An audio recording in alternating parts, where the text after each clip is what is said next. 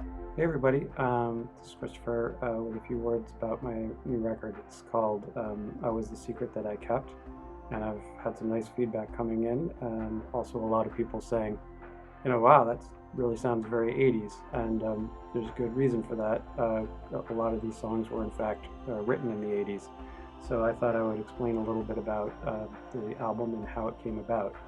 Um, I sort of mark the beginning of my life as a composer and a musician around about the age of 15.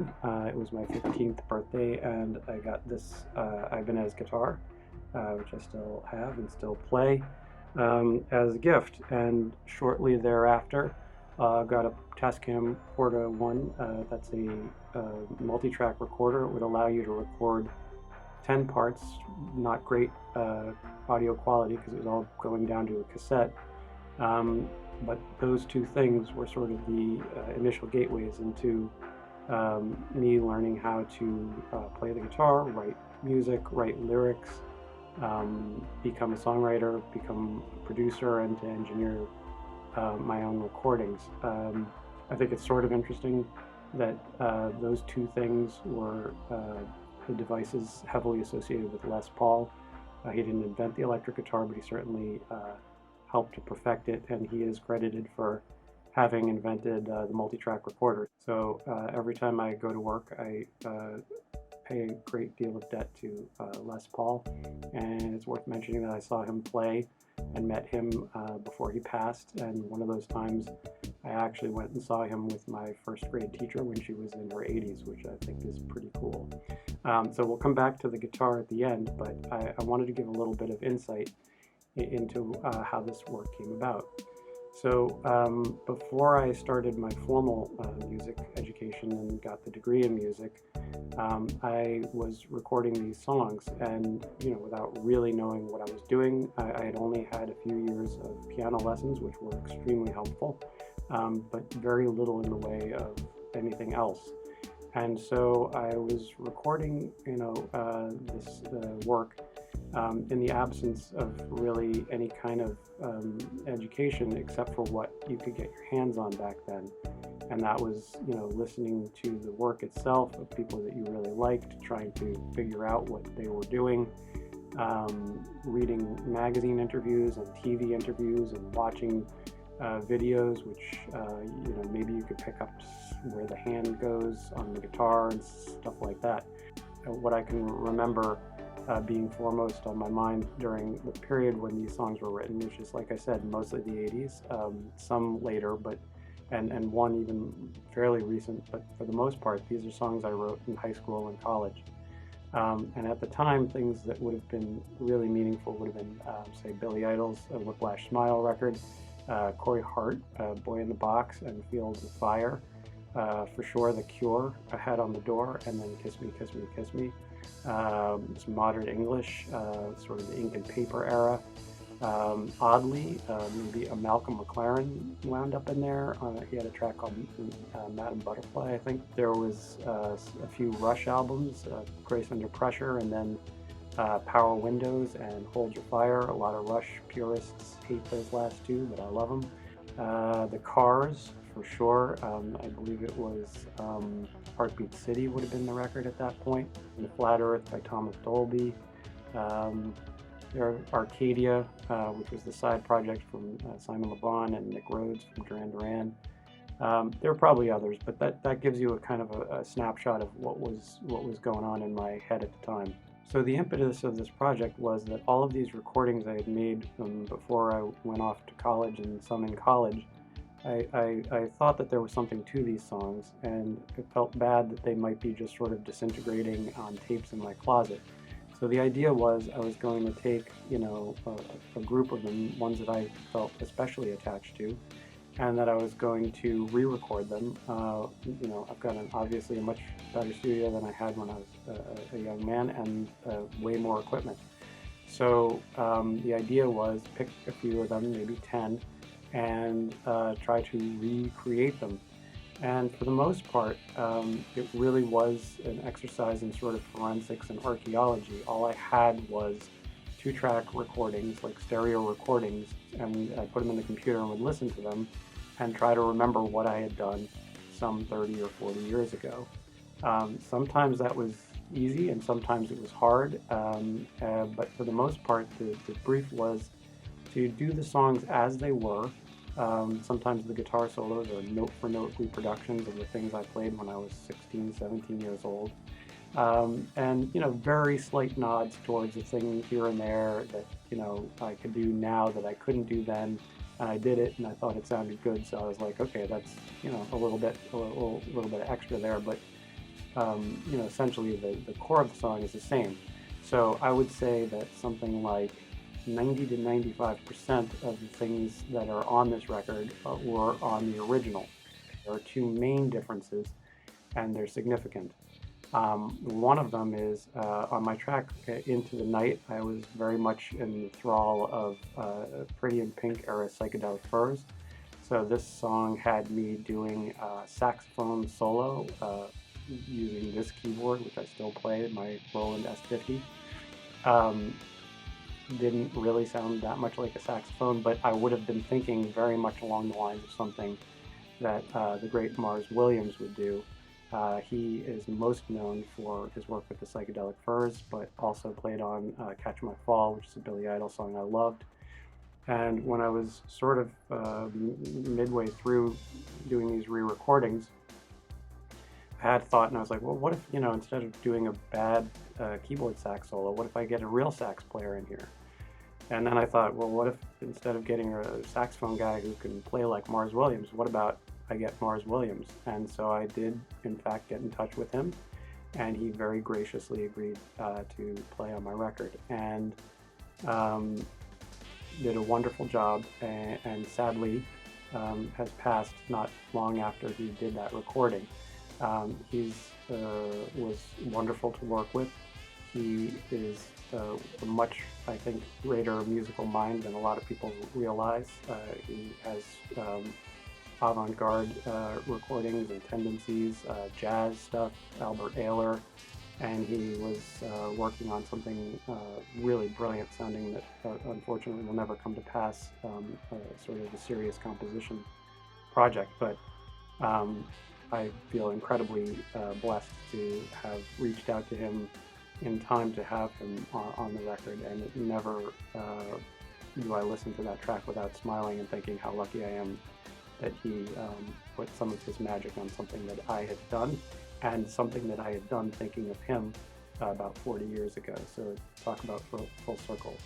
In my original track, which would have been probably from the summer of 1988, I had sort of a spoken word a breakdown where I was sort of listing off aphorisms that, as far as I know, I wrote.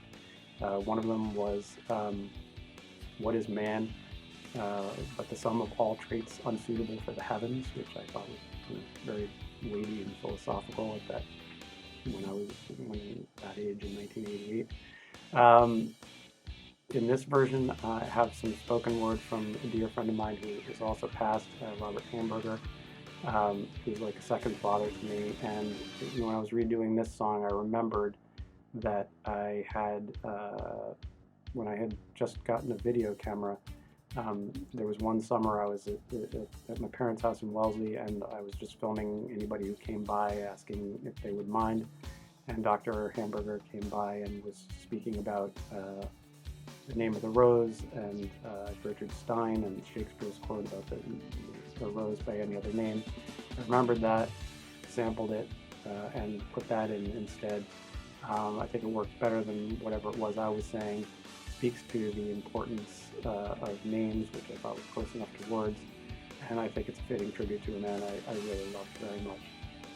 Side note too, that the entire album is in fact dedicated to the Hamburger family, who I consider members of my own family. Because the guitar is sort of what started me off on this road and is so central to what I do even today, I thought it would be worthwhile just mentioning a couple of the guitarists that were on my mind when I made this. Again, remember, later on in my life, other guitarists would come in, and as I would discover them. But at the time, The players in the mix were very much Steve Stevens from the Billy Idol family, who remains to this day one of my favorite guitar players, just in terms of note choice, tone, technique, and his use of effects and playing to the song, the part, playing parts that work in the song. Um, Remember, this was like mid '80s, so Van Halen's 1984. As far as I know, this might have been the first I heard of it, and for a person just picking up a guitar, it certainly made you want to either practice harder or just put it down. Um, the Edge, I would say, was and remains significant because of his use of effects and again colors, and just that a guitar doesn't just have to be one or two things, clean sound or a dirty sound. He was using the echoes and the delays and stuff like that. I have a bit of that on my song called The Blue. Another guy who I like to think of in the 99 flavors of tone is Trevor Rabin, who 90215 was out and about there. And he was a guy who was always reaching for ways of making the guitar and something other than the guitar.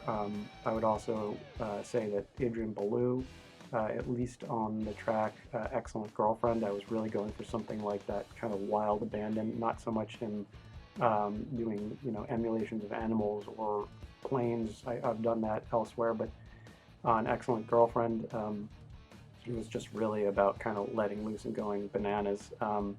Worth mentioning that I don't think I was able to go as bananas as I did on the demo.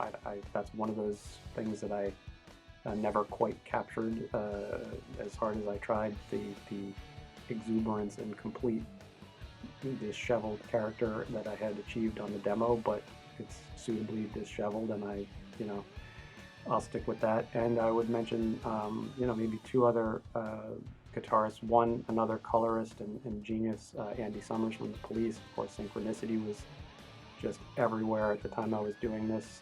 He's a guy who's able to get a lot of tones and colors.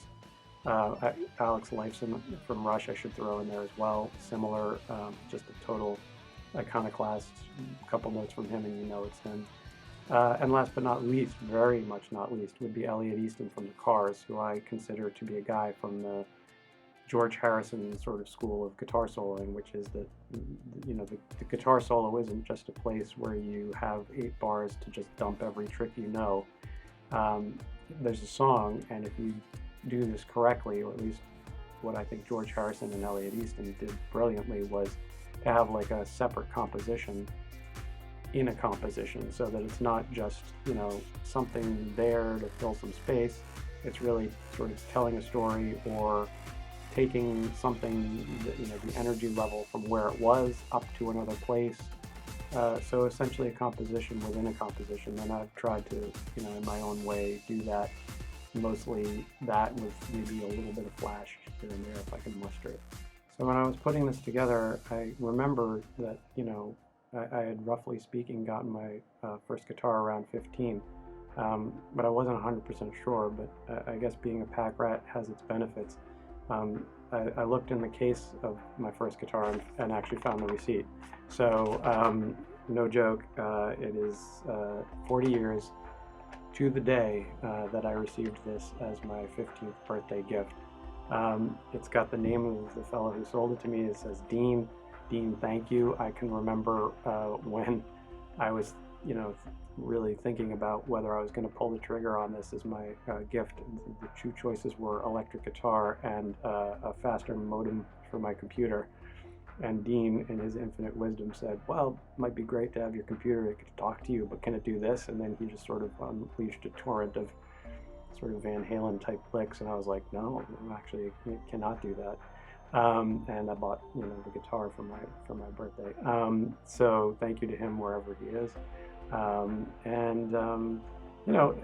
other thing that I would say is, why did I do this? I mean, I think that there was, in addition to just not wanting to have these songs that meant so much to me, and I really did mean every word I said when I wrote these songs, it was painful to think that they were just sort of, decomposing in my closet as the tapes wore out. I've found myself from time to time saying, You know, if you'd heard what I was doing when I was a teenager, you wouldn't have necessarily said, hey, go have a professional career as a musician. And I would say that somewhat self-effacingly, um, but always with the suspicion that, you know what, I think there may have been something really important in this work. Um, and so I think in a way, I made uh, this set of recordings as a sort of thank you to my younger self.